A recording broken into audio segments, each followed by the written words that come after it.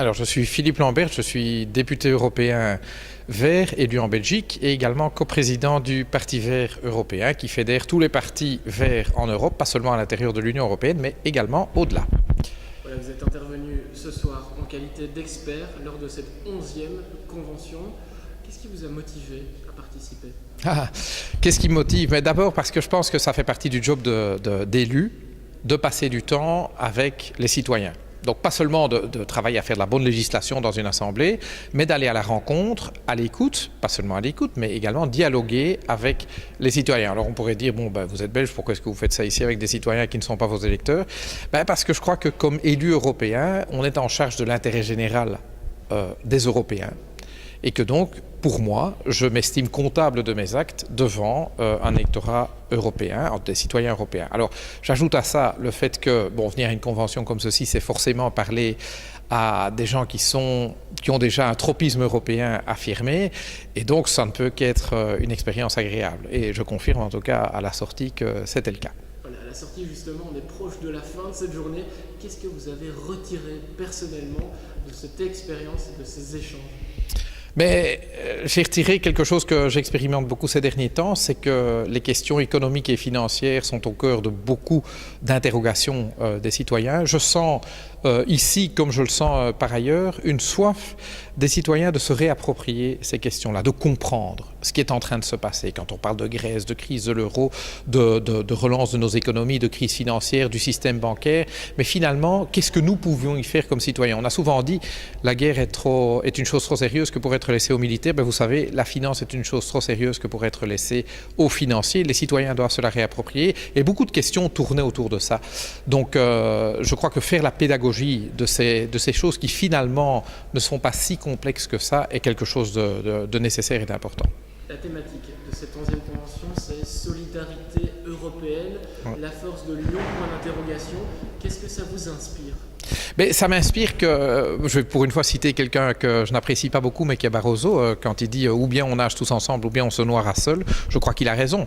Si l'Europe veut à la fois être capable d'assurer un avenir à ses citoyens et signifier quelque chose dans le monde, eh bien, il convient que nous agissions ensemble, de concert. Et donc, ça veut dire que nous devons être solidaires les uns des autres. Alors, solidaire, c'est pas une sorte de sentiment vaguement altruiste et qui nous donne une sorte de bonne conscience. C'est en fait, c'est partir de la conviction que je ne peux pas être heureux ou réussir seul.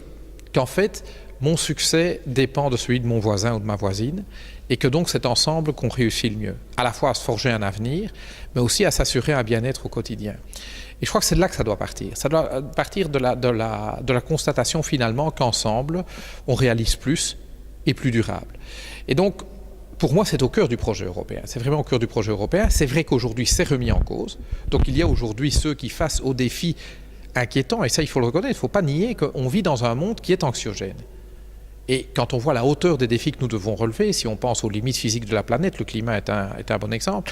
Quand on voit le niveau de pauvreté qui existe dans le monde et qui ne va pas simplement rester là à ne rien faire, quand on voit des problèmes comme le terrorisme, l'opposition entre les civilisations, il y a de quoi être légitimement inquiet. Et il y en a qui prennent un malin plaisir à s'appuyer sur ces angoisses et sur la peur pour proposer des solutions simples, c'est-à-dire replions-nous derrière des murs très hauts.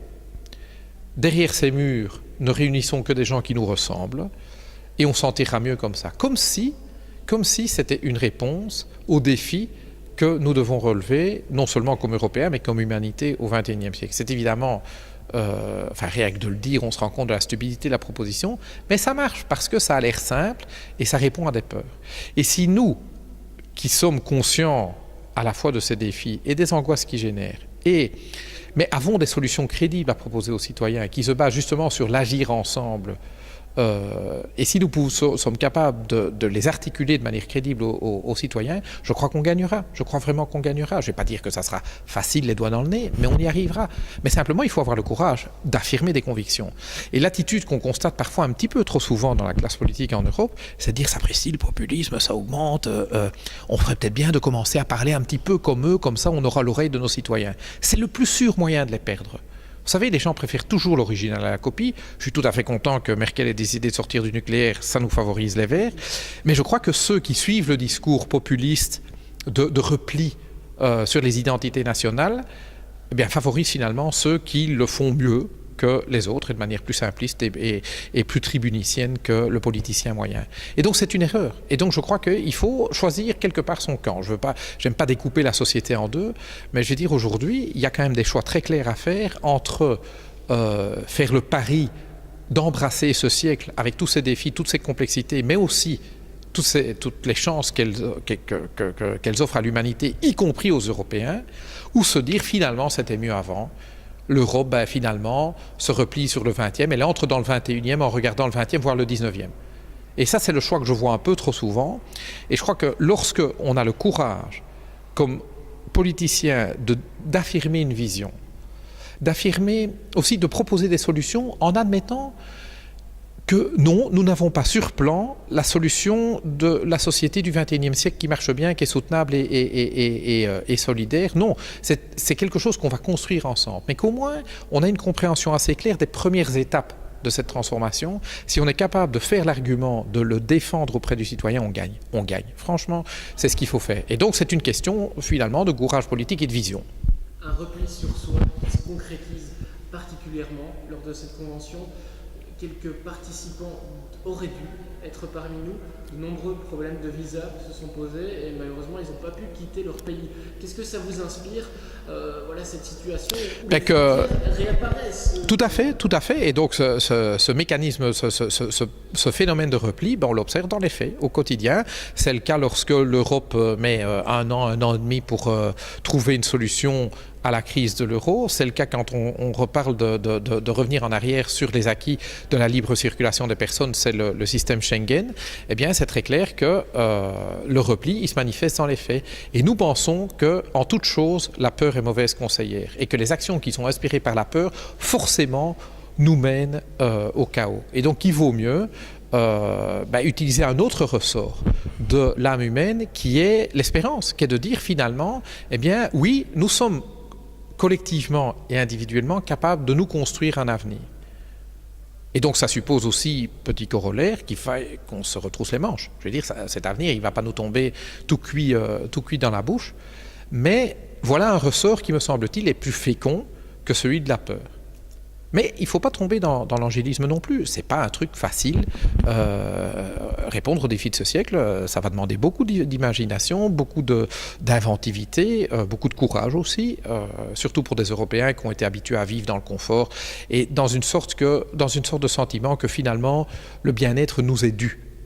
Ben non, le bien-être, c'est quelque chose qui se construit et aller dire à ceux qui vivent au Sud aujourd'hui, aux 2 milliards d'êtres humains qui vivent avec moins de $2, que le bien-être est un dû. Ben oui, ils voudraient bien que ce soit un dû. Mais ça se construit. Ça se construit et moi je trouve ça un projet mobilisateur. De nouveau, les indignés qu'on voit un petit peu partout en Europe, c'est ça qu'ils nous montrent. Ils nous montrent finalement une aspiration à se réapproprier son avenir, de le reconstruire ensemble. Et ça, je trouve que c'est un message peut-être... Moi, c'est ce que je trouve le message le plus important de ce printemps 2011 en Europe. Être belge aujourd'hui et député européen en même temps, c'est pas trop compliqué? Non, parce que finalement, ce qu'on essaie de faire au niveau européen, c'est ce qu'on devrait être capable de faire au niveau belge. Je dis souvent, si nous ratons l'équation belge du XXIe siècle, alors c'est un mauvais présage pour notre capacité à résoudre l'équation européenne au XXIe siècle. Vous savez, en Belgique, il s'agit de faire cohabiter grosso modo 3 communautés, plus les très nombreuses communautés immigrées dans le pays, mais il s'agit de la communauté principalement flamande et francophone en Belgique, qui vivent à la fois dans une forme de négation mutuelle, l'une de l'autre, mais dans un système où, en effet, il y a des transferts financiers, il y a une solidarité financière de fait, dont le contributeur net estime que le bénéficiaire ne fait pas preuve de responsabilité pour la mériter, un débat fondé, mais où chacun commence par dire que c'est l'autre qui a tort. Et la solution à la crise belge passera par le fait, pour les francophones, de reconnaître que une série de frustrations flamandes sont fondées dans les faits.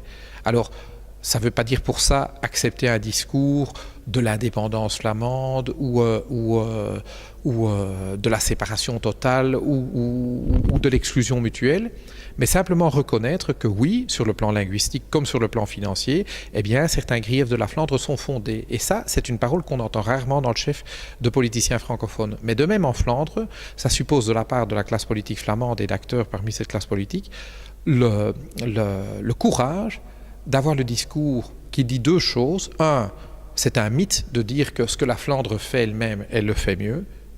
Et c'est déjà quelque chose que j'ai entendu chez des Flamands qui le disent, c'est un mythe, c'est une foutaise. On nous abreuve de ce genre de choses, mais il y a plein de choses qui ne fonctionnent pas bien en Flandre. Et on ferait bien aussi d'avoir le courage de le reconnaître. Et deux, sortir avoir le courage de dire que même l'avenir de la Flandre sera mieux garanti si, en effet, on travaille ensemble entre francophones et néerlandophones à remettre ce pays d'équerre. Parce que nous avons des défis communs à relever. J'ai dit, quand je regarde la Belgique, quand on voit la Belgique de Paris ou d'Amsterdam, on réalise tout de suite les choses qu'on a en commun. Et on a en commun des grandes qualités comme Belges, c'est-à-dire d'être enraciné dans le réel, d'être capable d'autodérision, de ne pas se payer de grands mots et de grandes ambitions. Mais le côté peut-être un peu moins glorieux de ça, c'est justement que on manque peut-être un peu d'esprit d'innovation. On est une économie qui fonctionne un petit peu à la remorque de l'économie française ou allemande, mais quelle est notre capacité collectivement à créer de la valeur? Alors bien sûr, il y a plein de Belges qui créent de la valeur, mais collectivement comme Belges, tant en Flandre qu'en Wallonie, et même si la Flandre est plus riche que la Wallonie, c'est une économie de sous-traitance, de fournisseurs, d'autres qui alors, eux, sont les innovateurs. Et là, je pense que c'est un défi que collectivement on a intérêt à relever, justement dans la diversité. Je pense que la diversité belge est un atout. Mais qui tient ce discours aujourd'hui en Belgique? Vous savez, si vous tenez ce discours en Flandre comme flamand, on vous traite de mauvais flamand. Si vous le tenez en Belgique francophone comme francophone, on vous traite de mauvais francophone. Enfin, on croit qu'on va vous traiter de mauvais flamands ou de mauvais francophones. Et puis, quand vous le tenez à des citoyens comme je le fais, je tiens ce discours en Flandre et en Wallonie, eh bien finalement, vous vous rendez compte que vous avez une oreille chez le citoyen. Et donc, pour moi, c'est un pas qu'on doit faire, mais c'est peut-être un pas que seule une nouvelle génération en Belgique sera capable de faire. On verra. De quelle façon on voit l'Europe évoluer dans les prochaines années? En Belgique ou... En tant que parlementaire. En tant que parlementaire vert, moi je fais le pari que nous serons capables de remettre l'Europe en mouvement dans le sens suivant qui est de dire, certes, ce siècle-ci sera peut-être moins facile que le 20e ou le 19e pour l'Europe. Encore qu'avec deux guerres mondiales, l'Europe, on ne peut pas dire que son 20e siècle était spécialement facile. Mais en tout cas, c'était un continent qui, grosso modo, a dominé le monde et puis a pas fait partie de ceux qui dominaient le monde et de ces 20% qui exploitaient les 80% restants. Alors c'est sûr que ce monde-là ne reviendra pas. Et si on considère que c'était la condition à notre bonheur, c'est clair que alors on ne sera plus heureux. Si par contre on se dit, ce monde du 21e siècle va être différent, mais l'Europe a sa place à y conquérir. Comment se fait-il qu'en Chine, ils commencent à se dire, tiens, le modèle de sécurité sociale en Europe est quelque chose qui nous intéresse et on commence à regarder comment on fait en Europe.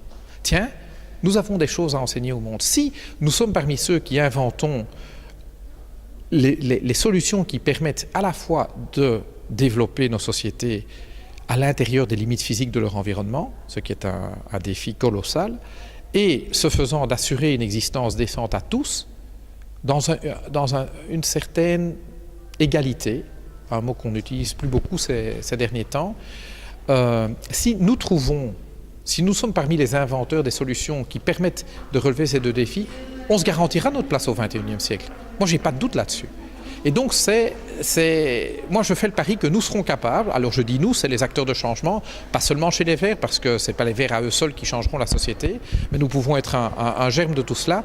Je crois que les acteurs de changement qui sont un peu partout en Europe, que ce soit dans les entreprises, dans les syndicats, dans la société civile, dans les ONG, chez chacun, je crois que si nous sommes capables de mobiliser ces acteurs de changement, on arrivera à relever ces défis et à donner un avenir finalement à l'Europe et aux Européens. Donc moi, ça c'est le pari que je fais. Et donc, est-ce qu'on va le gagner? Je n'en sais rien, mais en tout cas, j'essaye.